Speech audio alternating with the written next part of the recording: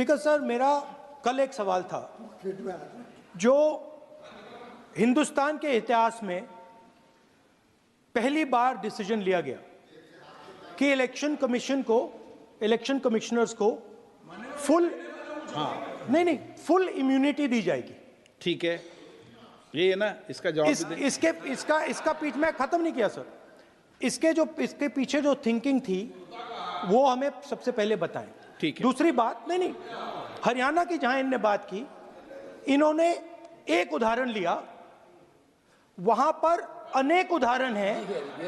वो भी आपने दिया था ना, 19 वो भी आपने दिया था, इसलिए दिया वो भी 19 लाख वहां पे फेक लोग, वो उदाहरण आपने दिया था, इसलिए उसका जवाब दिया। और ये भी हमें बता दीजिए, actually let us have a debate on my press conference. Let us go, let us have very good idea, let us have a debate on the press conferences. Amit Shah ji, I challenge you to have a debate on the 3 press conferences. Please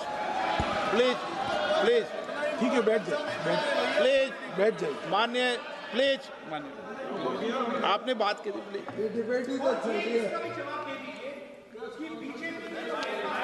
Uttar Pradesh में और हरियाणा में दोनों चुनाव में vote कैसे दे रहे हैं, please ये भी जवाब दे दीजिए। माननीय गृहमंत्री जी। मान्यवर, पहली बात मैं स्पष्ट करना चाहता हूं, मैं 30 साल से विधानसभा और संसद में जनप्रतिनिधि के रूप में चुनकर आता हूं। मुझे लंबा अनुभव है संसदीय प्रणाली का। विपक्ष के नेता महोदय कहते हैं कि पहले मेरी बात का आप जवाब दीजिए, मैं सुनना चाहता हूं। आपकी मुनसफी से संसद नहीं चलेगी। मेरे आप बोलने का क्रम मैं तय करूंगा, इस तरह से नहीं चलेगी संसद। मान्यवर, उनको धैर्य रखना चाहिए, मेरा जवाब सुनने का। इनकी एक एक बात का जवाब मैं दूंगा, मगर मेरे भाषण का क्रम वो तय नहीं कर सकते, मैं करूंगा, क्योंकि मैं बोल रहा हूं।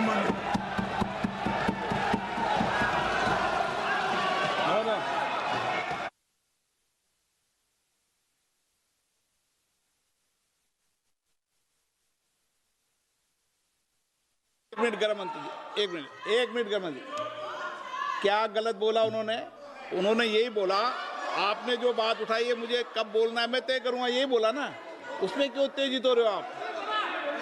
हाँ, आपके 2-2 मिनट में खड़े होने से थोड़ी जवाब देते रहेंगे। नो, माननीय गृहमंत्री, नहीं होगा। मैं आपको फिर मौका दूंगा, आपको। हाँ बोलिए, बोलिए सर, ये बोलिए। आपने अगर अमित शाह जी का रिस्पांस देखा तो ये कंप्लीटली डिफेंसिव रिस्पांस है, ये घबराया हुआ रिस्पांस है, ये डरा हुआ रिस्पांस है। अब सुनिए पूरी बात, प्लीज मानिए। नो, सच्चा रिस्पांस नहीं है। माननीय गृहमंत्री जी, मान्यवर, आपके चेहरे पर बैठो। मान्यवर, आपके चेहरे पर चिंता की लकीरें मैं देख रहा हूं कि मैं क्या बोलूंगा। मैं उनके उकसावे में नहीं आऊंगा, मैं मेरे विषय पर बोलूंगा। मान्यवर, मैंने इतना ही कहा कि मैं मेरे भाषण का क्रम मैं तय करूंगा। मेरे भाषण का पहले क्या बोलना, बाद में क्या बोलना, मैं तय करूंगा। और मैं मानता हूं कि हर एक वक्ता का ये अधिकार है, उनका भी है, मेरा भी है। कल वो बोल रहे तो हम ऐसा थोड़ी ना बोले आप झूठ क्यों बोल रहे हो, हम नहीं बोल सकते साहब। वो माननीय विपक्ष के नेता है, वो बोल सकते अपना भाषण। मान्यवर, और मैंने तो ये भी कहा, मेरा पूरा भाषण छूट कर कुछ बच जाता है तो आप पूछिएगा, मैं जवाब दूंगा, मगर अब धैर्य भी चाहिए और सुनना भी चाहिए, दोनों चीजें करनी पड़ती है। मान्यवर, वोट चोरी का कोहराम बचा। मैं वोट चोरी किसको कहते हैं वो बताना चाहता हूं। वोट चोरी के 3 आयाम हैं। एक तो मतदाता नहीं है, मतलब योग्यता नहीं है, और आप वोटर बन जाते हो तो वोट चोरी माना जाएगा। दूसरा, आप गलत प्रकार से चुनाव जीतते हो तो वोट चोरी माना जाएगा। और तीसरा, जनादेश को डिफाई करते हो, मतलब वोट के विपरीत आप कोई पद प्राप्त कर लेते हो, तो भी एक प्रकार से वोट चोरी होता है। अरे सुनो ना, क्यों जल्दबाजी करते हो मानिकम? क्यों? अब मैं 3 वोट चोरी की घटनाएं बताना चाहता हूं। सबसे पहली घटना हुई आजादी के बाद देश का प्रधानमंत्री तय करना था। तय कौन करना था? तो उस वक्त के जितने प्रांत थे इसके कांग्रेस के अध्यक्षों ने, उनके एक एक वोट से तय होना था। अब 28 वोट श्री सरदार पटेल को मिले और 2 वोट जवाहरलाल नेहरू जी को मिले।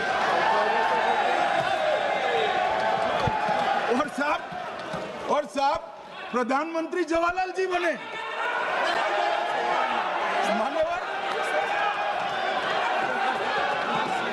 मान्यवर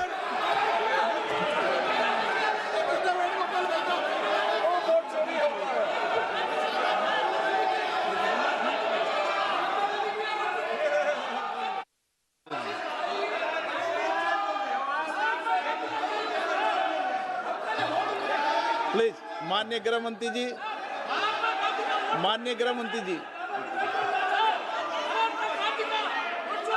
प्लीज।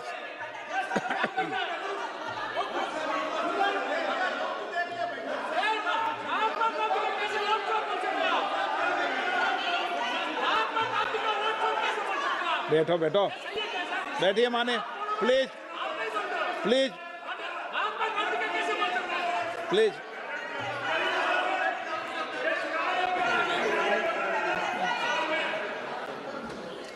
मान्यवर दूसरी, प्लीज बैठिए बैठिए माननीय सदस्य, प्लीज, हर बार नहीं उठते, बैठिए।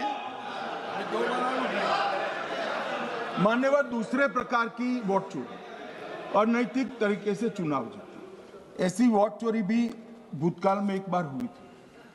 श्रीमती इंदिरा गांधी रायबरेली से चुनी गई। इलाहाबाद हाईकोर्ट में श्री राजनारायण पहुंचे कि चुनाव नियमों के अनुसार नहीं हुआ। इलाहाबाद हाईकोर्ट ने ये तय कर दिया कि श्रीमती गांधी ने उचित तरीके से चुनाव नहीं जीता है, हम इसको रद्द कर दें। मान्यवर, ये भी वोट चोरी थी, बहुत बड़ी वोट चोरी थी। और उसके बाद में क्या हुआ? उसके बाद में वो वोट चोरी को ढकने के लिए संसद में कानून लाया कि प्रधानमंत्री के खिलाफ कोई केस ही नहीं हो सकता। मैं विपक्ष के नेता को कहना चाहता हूं, इम्यूनिटी की बात आप चुनाव आयोग की पूछ रहे हैं, इसका तो मैं जवाब दूंगा, इम्यूनिटी का। मगर ये इम्यूनिटी जो श्रीमती गांधी ने दी थी, इसके लिए आपका क्या कहना है? और उन्होंने तो स्वयं के लिए ले ली। उनका आरोप है। प्लीज, ऐसे नहीं चलता मान्यवर, आप जब बोले, जब 5-5 मिनट उठेंगे क्या? ये मान्यवर, उनका आरोप है। आप भी बोले। 9 गलत, 1-1 मिनट में सदस्य नहीं उठेगा ना। मान्यवर, उनका आरोप है कि सरकार ने बनाया तो लोकतंत्र ने बनाया, तो जो समय का केस था वो बताया है, आगे का तो बताया। मोदी जी को भी सब लोगों ने प्रधानमंत्री बनाया है भाई, आपकी कृपा से नहीं बने हैं। मान्यवर,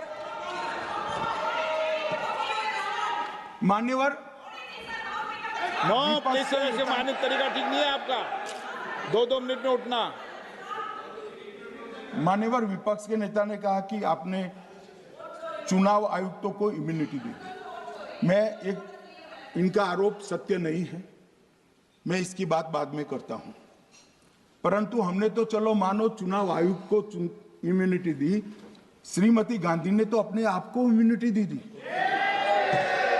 और फिर जब ये संवैधानिक सुधार के वायरस चैलेंज हुए, तो वो केस जीतने के लिए 2, 3 और 4 नंबर के सर्वोच्च न्यायालय के जज को बाईपास कर चौथे नंबर के जज को चीफ जस्टिस बनाया और वहां केस भी जीत लिया।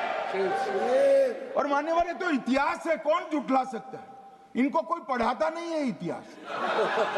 ये तो इतिहास है, सर्वोच्च अदालत और संसद के रिकॉर्ड में रखा हुआ इतिहास है। इसके खिलाफ लल्लन सिंह जैसे कितने लोग पूरा जीवन लड़े बिहार में, इमरजेंसी के खिलाफ जेल में गए, लाखों लोग गए। और तीसरी वोट चोरी कहना चाहता हूं, तीसरी वोट चोरी का प्रकार मैंने बताया था कि योग्यता नहीं है और मतदाता बन जाना। अभी अभी एक वाद पहुंचा है, वाद मतलब डिस्प्यूट पहुंचा है दिल्ली की सिविल अदालत में। उसमें डिस्प्यूट ये है कि सोनिया गांधी जी इस देश की नागरिक बनने से पहले मतदाता बने।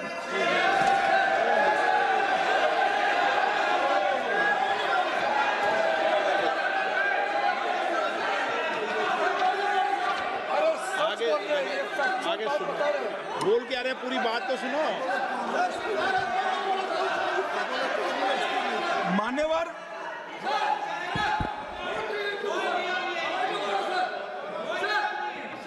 मैंने इतना ही कहा है कि अदालत में केस चल रहा है जो फैक्चुअल है।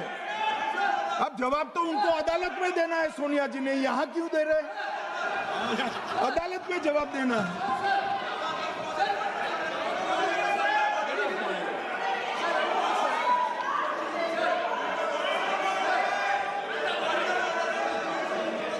बीच के भाषण में पॉइंट ऑफ ऑर्डर नहीं होता। नहीं है सर, मुझे याद है जो माननीय सदस्य नहीं है, ये 352 ये रहा, 352 टेबल पे रहता है, मुझे वहां याद है 352।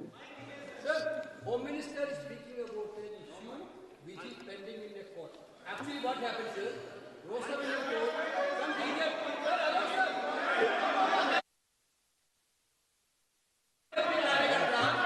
filed a case on Madam Sonia Gandhi's voting on that 80. Sir, that Ross Avenue court dismissed that case without, there is no substance in that case. After the same person given an appeal. Gandhi not even voted in that election. I am challenging Home Minister. Okay. Sonia Gandhi not even voted that election. Can you prove it? Can you prove it? Sir, misleading statement a Home Minister doing. Sir, you are, what is this, sir? एक minute